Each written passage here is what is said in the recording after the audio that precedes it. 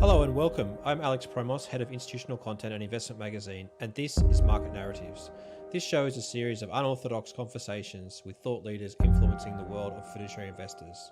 For more related insights and analysis, please remember to check out our website, investmentmagazine.com.au, and subscribe for a free email.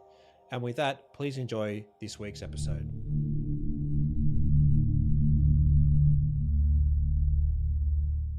Well, hello and welcome everyone. Today I'm joined by Scott Treloar, who's the Chief Investment Officer at Noviscient? How do I pronounce it? Noviscient. Noviscient, my bad.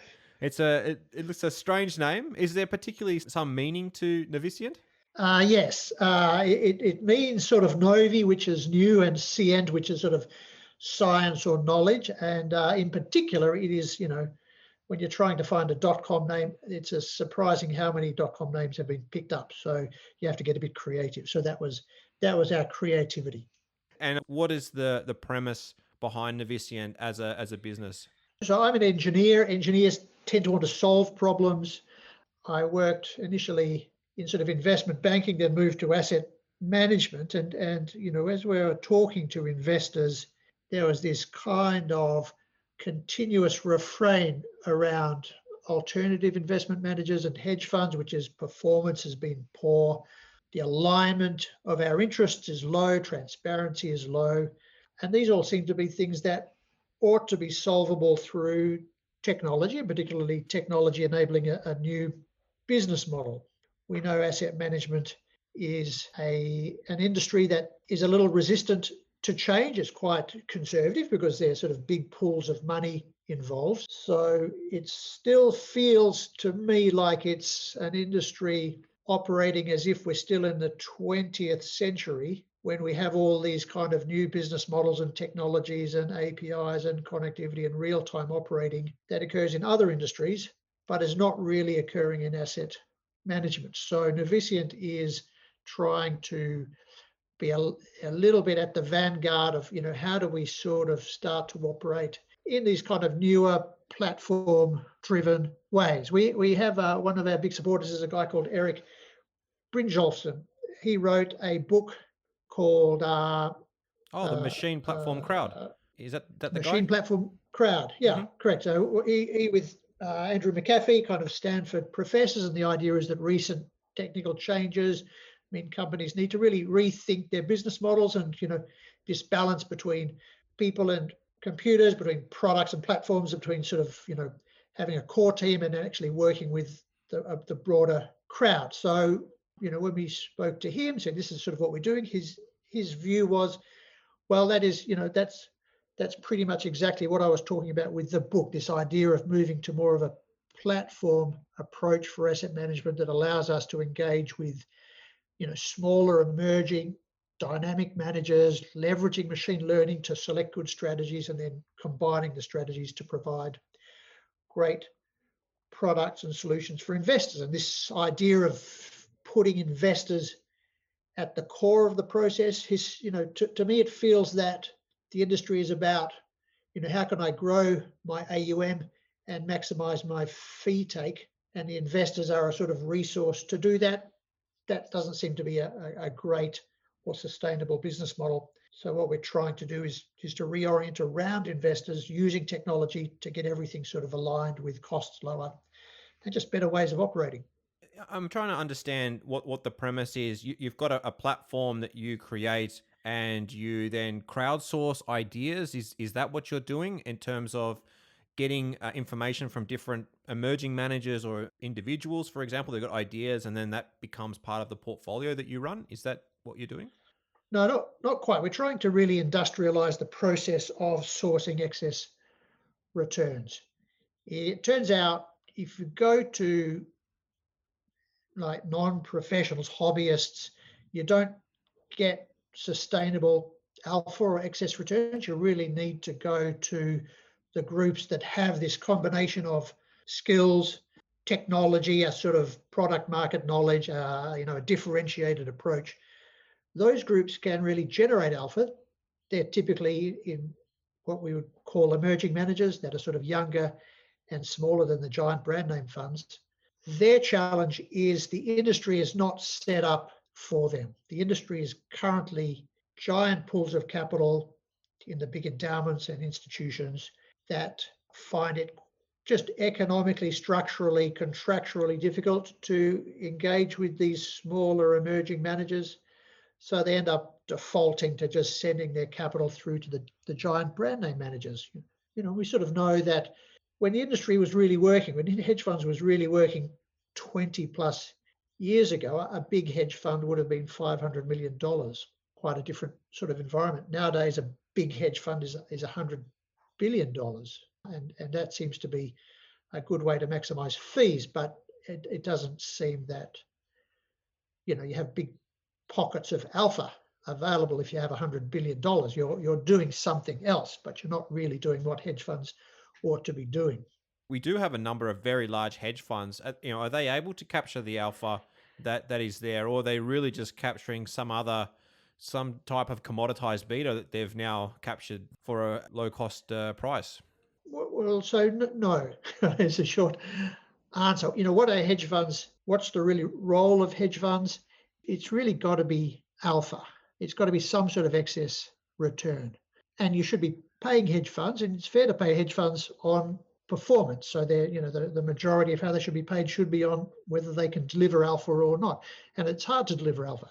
In a sort of existing market industry that we kind of have today, we have a sort of changed market structure from when hedge funds really used to work. We have this accumulation of giant pools of capital. We have central bank liquidity and asset purchasing, typically reducing market volatility and changing dynamics. We have this sort of shift to big passive investing kind of groups. And really, I guess that passive investing was a sort of reaction to those fee structures of active managers that were not delivering.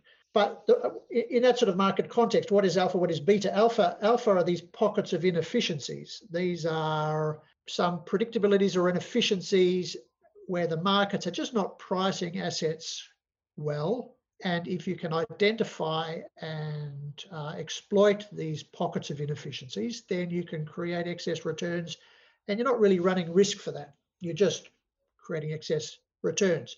Beta and these sort of factor exposures is a whole different thing. These are risk premia where you get paid to run risk. So market risk is a kind of the classic, and to our mind, clearly the biggest, which is if you want to have a long market exposure, you also are exposed to market shocks and crashes. And people typically find those very painful, so they want to be paid a premium. So there's a sort of premium for that. There's a premium for momentum. There's a premium for various other factors. So in this case, the investor bears the risk and gets paid a premium. And that's almost a sort of fair trade.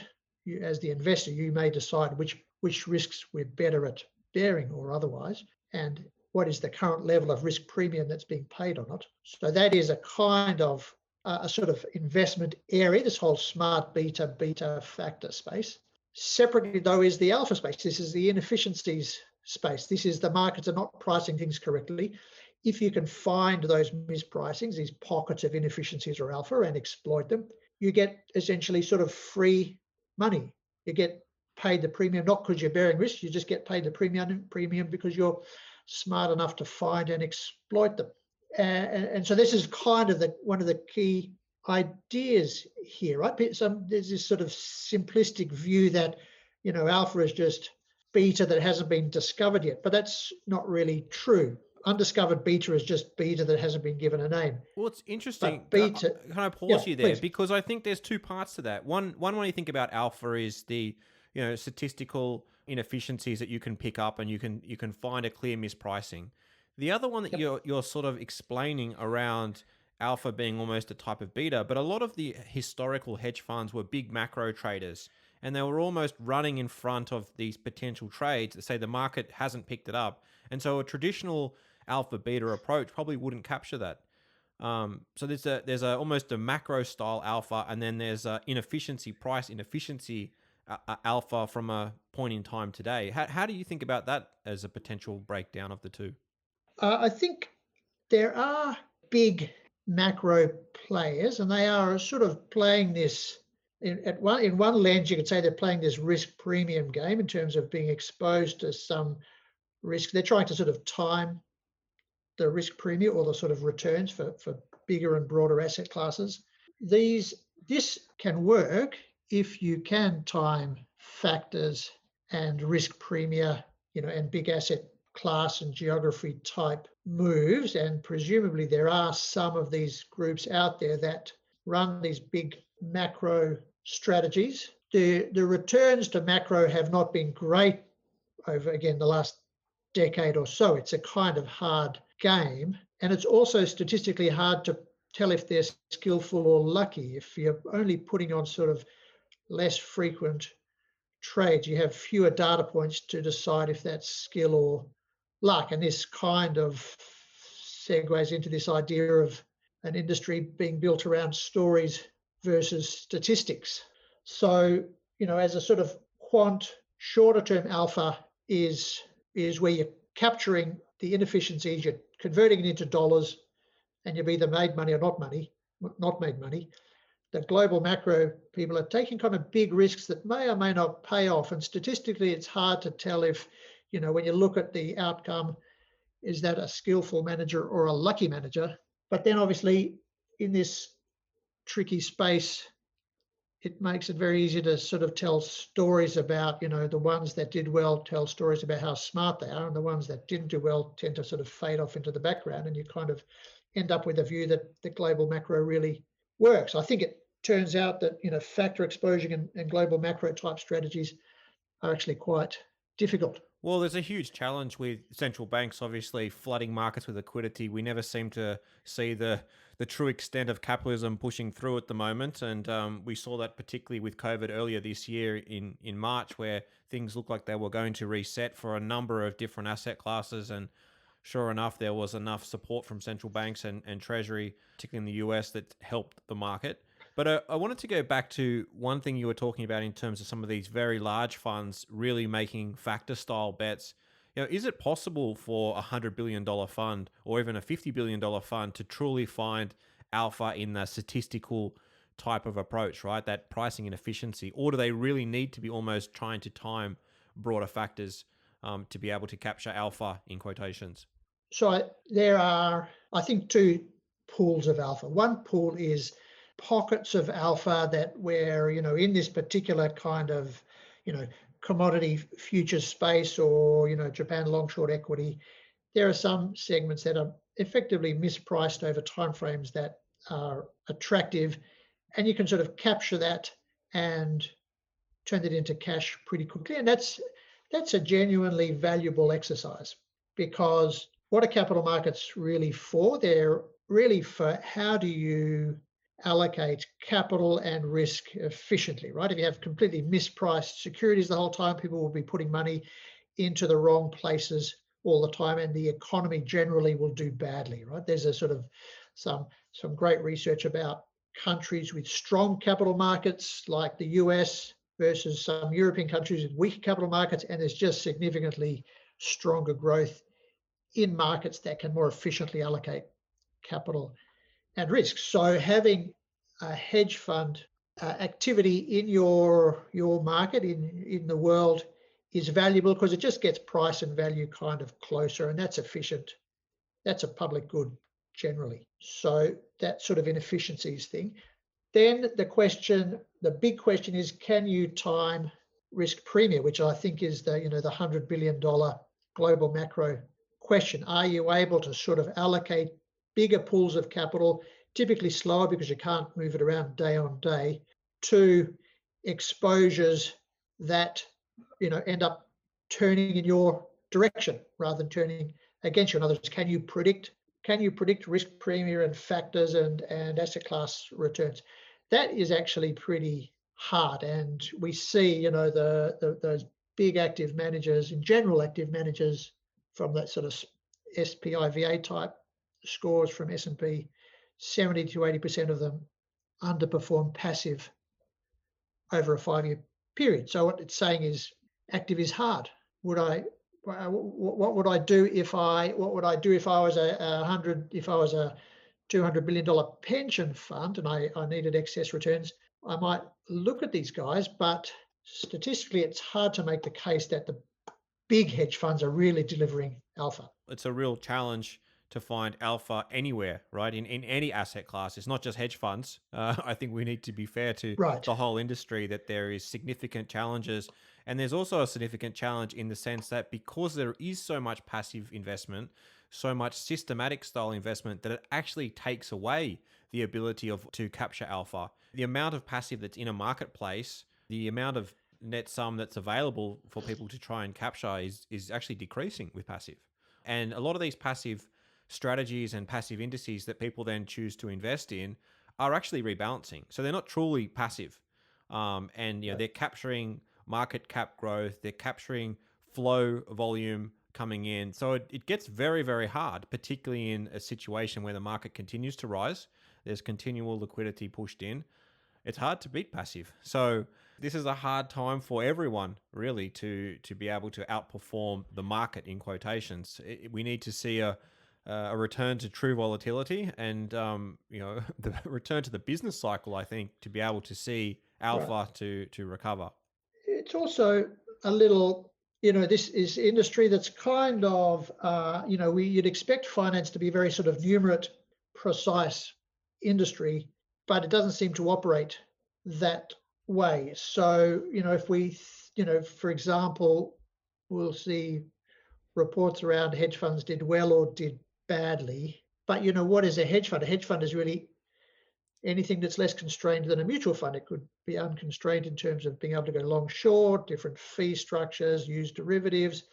So, when as an industry we talk about hedge funds doing well or badly, we're already looking foolish because there's no clarity about what we're actually talking about. This stories over statistics idea. So if we're kind of expecting, so if we say, well, let's just for the sake of this podcast talk about hedge funds as really being focused on alpha, some sort of excess return generation, either through exploiting inefficiencies or timing risk premium, then that would be valuable and that should be rewarded. But that should be compared against what? It should be compared against market exposure. I should be comparing my market exposure strategies against market returns. I should be comparing my alpha strategies against really cash with a little bit of operational risk. So the first easy pass for an industry we think ought to really be just decomposing returns a priori into what we should be expecting in terms of exposure to factors, what we should be expecting in terms of the sort of residual, the excess return, and the sort of risk-free rate. Those returns can be decomposed into time value of money, risk-free rate, plus some factor exposures, plus the excess, right, the alpha. And so if we kind of brought that framework to bear, then we'd have much better discussions around what's creating value and what's transferring value and what's destroying value. So if we take it back to Noviscient, and you mentioned about emerging managers, what is it that you're trying to do with emerging managers and I guess the ideas, this crowd that's out there? Can you give some context on that? Sure. So with inefficiency alpha, right? This mispricings of securities, these pockets of predictabilities, which is the other side of the coin, that exist, that are useful for the economy generally because it makes everything more efficient and the resource allocation more efficient. These are hard to find. Where do we find them? And we've reviewed detailed analytics over 150 managers, and what we find is the emerging managers that tend to be younger, less than 5 years, that tend to be smaller, less than 500 million, that have a differentiated approach, that have typically a kind of technically sophisticated group, and they have good product market knowledge. That overlap of those kind of areas seems to be where alpha comes from. But the challenge for the industry is those groups find it very difficult to get access to investors and vice versa. The investors find it's difficult to identify which of those emerging managers are genuine alpha generators and which are just alpha, beta, beta, negative alpha. And even then, if you're $100 billion pension fund, you'd like to allocate something material, say $1 billion to emerging managers. They can't take maybe more than 20, 30, $40 million chunks because you as the investor can't be a too big a part of their portfolio. So if you wanted to allocate $1 billion, you might have to look at 30 to 50 emerging managers. And that's just not feasible. Furthermore, it takes up to 2 years for them to make a decision because they're sort of scared of making the wrong decision, this sort of false positive problem. So what we're trying to do is solve that. So in the middle between investors and emerging managers, you put a platform. The emerging managers connect up through API to the platform. They send their trading strategies to us as the platform. We execute their strategies and we profit share with them, essentially on a zero, no management fee, just a straight performance fee basis. And then we can combine these signal streams to create product solutions for investors, because investors would like to get access to a diverse and managed portfolio of these emerging managers. It just is economically non-viable. So if we think of a platform, a few key things happen. One is we now live in this sort of real information world, real-time information, where we are seeing as a platform the trades, the performance, the information, the risks, the factor exposures.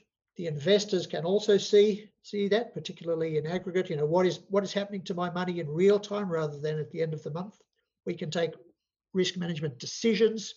So if something is going wrong with a particular strategy, we don't have to wait till the end of the month to say, well, that didn't go well, let's pull our money out. We can stop, reduce size, adjust strategies sort of in real time. So now we kind of live in this real-time high visualization world, right? Is it fair to say this sounds almost like a centralized portfolio management versus what we historically saw in this marketplace, which was a hedge fund of funds, right? This is not what you are. It's really almost a centralized portfolio management technique where you crowdsource these best ideas from a group of managers that you work with. Then you put it together in terms of what you think is the most efficient use of capital based on those ideas and maybe their history and their performance and so forth. Yes, almost. So we deal with strategies. We don't look inside the individual strategies and decide we like this trade and that trade. We're deciding, do we like this strategy or not, just to keep that clear. But you're right.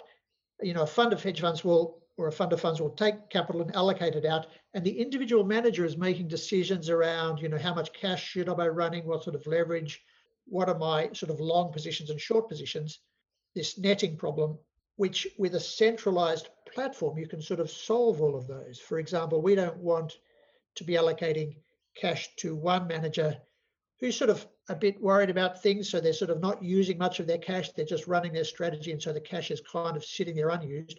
Another strategy might be doing particularly well, we'd like to grow them, but we've only given them so much cash as a fund of hedge funds. Centralized portfolio management allows you to say, well, actually those cash leverage risk decisions we run centrally, and we can change them day on day, week on week, month on month. So there's a sort of efficiency that comes from solving a netting problem, from much more efficient capital and risk kind of allocation centrally rather than sort of having a sort of dispersed locally. Well, you could also potentially have in the old hedge fund to fund approach, you could have had the same strategy almost 3 or 4 times across the 20 or 30 managers that are in that book. And so now you're getting a ability to have a much clearer specific part to the portfolio with that strategy because that's in there.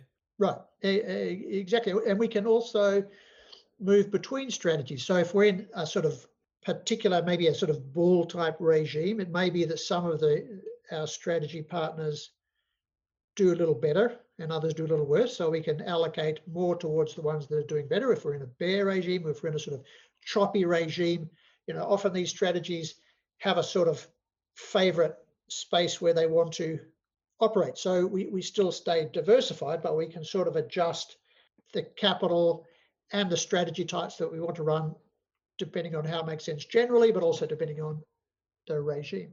The other thing is worth mentioning is, asset management has typically been a sort of product sales business.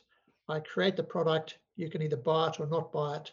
And so I then use a lot of marketing and distribution channels and fee structures to try to push product.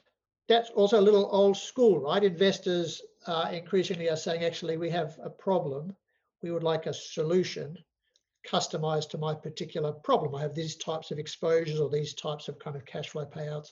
So with a platform, you can construct customized solutions much more easily just by adjusting the allocations dynamically through time. So we can sort of help target a particular solution structure, a particular distribution that an investor may sort of be looking for.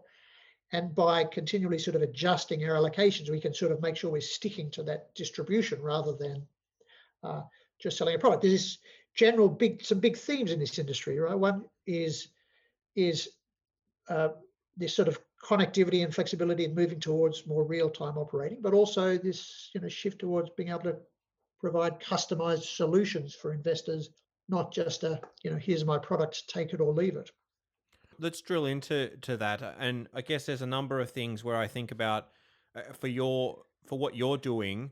If a pension fund came to you, they ultimately would be doing due diligence on you and your organization because you're taking all the Yeah, ideas in, right? So rather than having to due diligence on 30 or 40 different emerging managers, they're doing it on your organization to actually show that you guys know how to understand the various trades that come in, how to put them together in a portfolio, how to manage risk. right. Nicely put. And what is missing from that is operational due diligence on 30 different individual managers, and none of which really adds value. For us, we look at the managers and we say, that looks an interesting strategy. There seems to be alpha. Why don't we contract with you? You send us the signals, we'll pay you on performance. Are we worried about their kind of cash flow arrangements or anything like that? Not really. We're worried about the quality of the alpha signal. The investor has to be concerned about our infrastructure and our operating procedures. So they've got to worry about one thing, but they don't have to worry about 30 things. And we also don't have to worry about 30 things. We're really, bringing this industry sort of online in that respect. So, we can bring on a new manager, particularly if they have a sort of track record that we can look at and say, okay, we can model that and decide, okay, there is alpha in that strategy. We can bring them on and connect them up within a month. It doesn't take us 18 months or 2 years to decide to allocate capital to this new manager. But and after 18 months or 2 years, perhaps that manager, the alpha that they had is already sort of fading away. Well, it's also interesting. You mentioned the word manager quite a lot, but technically it could be one person. It could be one person who's sending you their best ideas. So what you're really doing here, if you go back to the work of machine platform crowd, is you're democratizing ideas. You're democratizing the ability of people to be investors. Because there is, at the start, you talked about hedge funds and the challenge of starting a hedge fund. There's huge costs around legal and compliance and risk and branding and distribution. Here it is an opportunity for someone to use their mindset around markets and around their allocation to risk, and to be able to send you their ideas and to have capital then attached to it. Right. Because, we speak to managers the whole time and say, well, I figure it's going to take me $1 million to set it up. I have to hire a team of typically 5 people nowadays to run a fund. Just regulators expect you to have operations, risk, compliance, PMs, client servicing sorted. So that stops a whole lot of groups that could open up. The other one is because we're just analyzing the signal stream, we're very woke in respect of we don't care who you are or what gender you are or what nationality you are or what race you are. We're just interested in the quality of your signals. We're not, often we know, we're talking with one of the big industry groups last week, and they did some diversity analysis, and they said, this is really kind of embarrassing. We don't want to actually even talk too much about it because it is so sort of, homogenous, non-diverse. We know we have to improve it, but we don't even want to show the statistics because it's so bad. For us, we take strategies via API from wherever. So we open up in terms of 2 respects. One is enabling smaller groups that couldn't solve the cost and economics problem, but also we don't have any preference for people. We just have an interest in the signals. So whoever you are, if you genuinely think there's alpha, then you ought to be talking to us. But it's interesting, when we look at Uber and eBay, two very successful organizations that is utilizing the community, the crowd. You don't really know who that other person is besides some username and some avatar. Typically, I guess Uber's a little bit different, but then you transact with them, you see how their performance is, and you rate them. It doesn't sound too different to what you're doing. You're not really too worried about who the person is, what they look like, or where they've been brought up. It's just the quality of their performance, and it's that quality of performance that gets them access to your platform and gets access to capital, and therefore sharing in any profits if they generate alpha. So the alignment is strong. Costs are sort of stripped out. The incentive structure works. Interestingly, is we don't rank. We've actually taken, to a certain extent, we're sort of not quite as Uber, Airbnb, because it is difficult. Somebody can come and say, I like that apartment, or I don't like that apartment, and provide a sort of, and the host was gracious or not. And then they can aggregate these pieces of information to then create rankings and recommendations and things like that. In finance, a little trickier, or at least in hedge funds, a little trickier, because as we were talking about before, what is alpha, what is beta? Is this a skillful hedge fund that's generating alpha or not? Is not quite as obvious. And if it has been, will it in the future? So this ability to sort of predict a little better than average future performance is sort of tricky. So we sort of do that in-house on the platform. So we're like a platform, but some of the sort of allocation recommendation type functions we have to take in-house, because the key issue for any investor is, excess returns. It's not so much, did they give me good customer service, albeit perhaps we should look at that as well. See, it's interesting actually, because when I think about it, there's a couple of analogies to this. One is the music business. There's a big label and they've got a whole series of artists, and whoever's the best artist, who's performing the best, they allocate more resources to them, and people have their time. Their particular type of music is successful for a year or two, then disappears, and they pull resources from it. Sounds exactly the same to what you're really talking to. Yeah, that's a good analogy. We've been looking for a good analogy, because what we're doing is quite complicated. So we sort of, it takes us a fair while to educate. We're not like, oh, you're just like that. People say, oh, you're just like a fund of hedge funds. Oh, maybe you're not. You're just like a multi-strategy fund, or maybe you're not. So analogies, and we sort of work with Uber and Airbnb type of analogy. A car company without cars, or an accommodation company without properties. We're a fund manager without fund managers. But that music label analogy is probably better, right? It's hard to know, are these artists good? Is the music good or not? You need some internal skill sets. Well, and then, as you sort of say, fads change, right? Yeah, so you want to be able to be flexible. Sometimes it's the singer. The singer's great, and they mesh up with what the market's looking for. There's a fad that's there. Sometimes the singer just is not well. They fall sick, or they just can't travel, or they're just not into it. They're just got depressed and they're not willing to go out. So chances are they probably lose their contract. That's the reality of it. And that's where big investors are worry about investing, is this false positives where they end up spending 18 months tracking a manager. They meet the management team 20 times. They do deep operational and investment due diligence, because they're sort of scared, because once they've invested, they're kind of stuck. They can't back out quickly. So they do, it takes a long time, and it's quite costly to decide to invest, because you're very scared of false positives, saying this is a good manager, turns out it isn't. What happens is you have a whole lot of false negatives. You pass on good managers, or in the music analogy, good singing groups, because you're so scared of getting it wrong in a sort of false positive sense, that you miss a whole lot of opportunities in a false negative sense. In other words, by making the selection decision more systematic, but also much faster, within a month rather than within 18 months, and a lot cheaper, we can open up more good managers that would otherwise have been bypassed, and typically are bypassed by the big managers, because the big investors get scared. So they say, well, I just don't want to make a mistake. I'm going to lose my job if I take too much risk. So, Bridgewater, here's my money again. Let's wrap up on a question that we almost started with, which is the large funds are struggling to find alpha. And, I then throw the question back to you. Do you see that there's a potential natural endpoint in terms of how much you can actually manage in this type of alpha generating hedge fund world? If we stick with this idea that hedge funds ought to be about excess returns or alpha, In other words, it's a separate business to give investors exposure, typically through passive instruments to risk premium and beta, leave that off to the side, excess returns. The question is, how inefficient are the markets and how good are you at finding and exploiting that? And you wonder, as a case study, is Tesla priced well? What is it, $650 when it was priced, what was that, a tenth of that a year ago? What level of inefficiencies do exist, and can you cost effectively get them?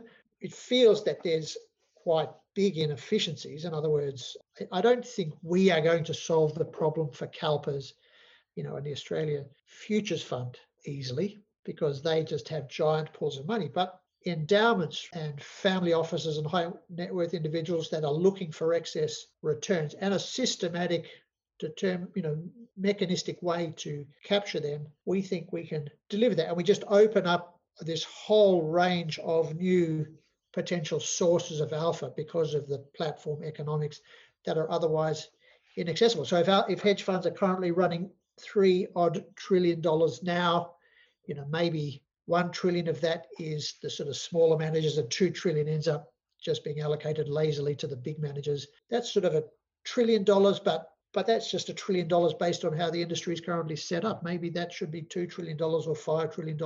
In other words, the question is, how much inefficiency is available and can be exploited in the markets, and we think it's fairly big. So we don't think size is the problem. As I say, I don't think we're going to solve CalPERS' problem, but I think we can help a whole lot of sort of smaller investors, endowment funds, smaller pension funds address some of the sort of alpha sourcing issues. Well, that's a fantastic place to leave it. Thank you very much for your time today, Scott. Alex, it was a pleasure. Thanks for inviting me to talk with you. I enjoyed the chat. Thank you for joining us. All views expressed on this podcast are subject to change and do not necessarily reflect the views of Connexus Financial. This podcast is for educational purposes only and should not be relied upon as investment advice.